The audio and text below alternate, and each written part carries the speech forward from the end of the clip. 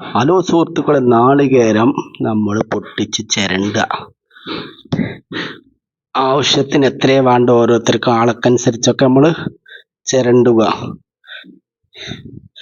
എന്നിട്ട് നമ്മൾ ഒരു മിക്സിയിലെ ജാറിലേക്ക് ലേശം ചോറ്, പിന്നെ ലേശം വെള്ളം, ഉപ്പ്, എന്നിട്ട് കുക്കറിൽ കാ ഭാഗം വെള്ളം വെക്കുക.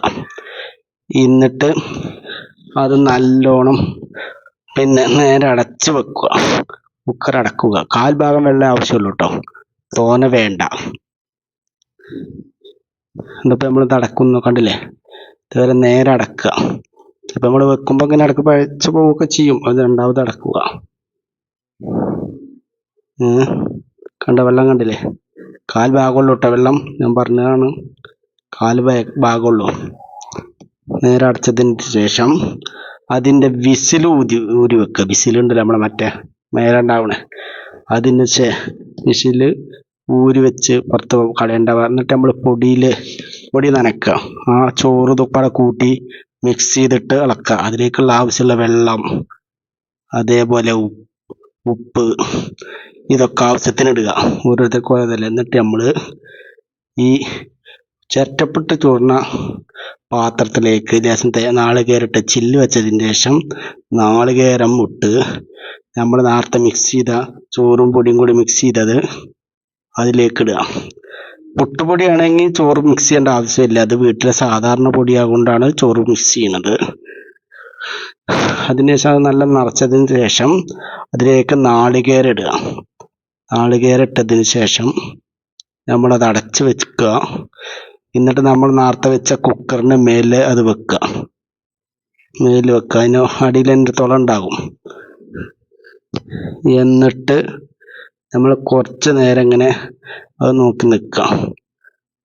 അതിങ്ങനെ നോക്കിയിട്ട് അതിലേക്ക് വേവാറാവുമ്പോൾ അതിൽ പുക വരും. ഈ വിസിലിന് പകരം വരുന്ന പുകയൊക്കെ എന്ത് ചെയ്യും? അതിൻ്റെ ഉള്ളിൽ കച്ചില്ല. മനസ്സിലായോ? അതിന് ശേഷം നേരെ വിസിൽ വരുവോളം അത് കാത്തു നിൽക്കണം കേട്ടോ. അപ്പം അത് വിസിൽ വരുവോളം അങ്ങനെ വീഡിയോ പിടിച്ചു കൊണ്ടിരിക്കുകയാണ്. അതുകൊണ്ടാണ് ഇതിങ്ങനെ കുറച്ച് ടൈമിൽ വരുന്നത്, നിങ്ങൾ കാണാൻ വേണ്ടിയിട്ടേ.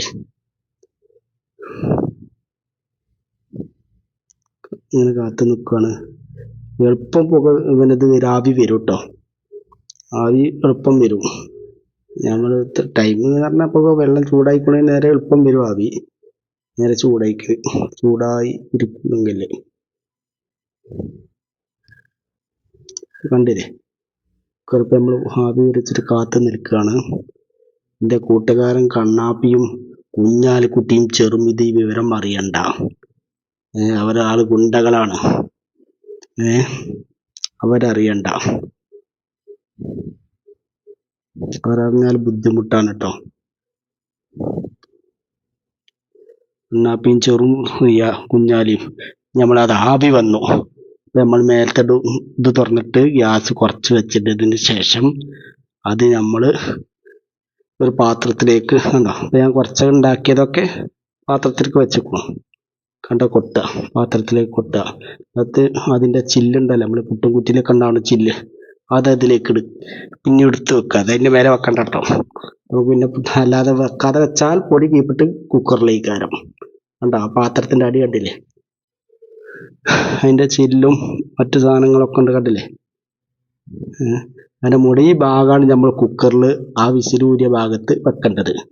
നിങ്ങൾക്ക് മനസ്സിലായത് ഞാൻ വിചാരിക്കുന്നു. ഈ തുള വെച്ച് കഴിഞ്ഞാൽ പിന്നെ നമ്മൾ ആ ചില്ല് വെച്ചതിന് ശേഷമാണ് ഈ തുളയ്ക്ക് വെക്കട്ടെ. അതിന് ശേഷം പൊടിയൊക്കെ ഇട്ടതിന് ശേഷം വെക്കുക. എന്നിട്ടൊരു പാത്രം വെച്ചിട്ട് പുട്ടെടുക്കുക. എന്നിട്ട് വേണ്ട അടിപൊളി ബീഫും പുട്ടും കഴിച്ചിട്ടില്ലെങ്കിൽ ബീഫും പുട്ടും കഴിക്കുക.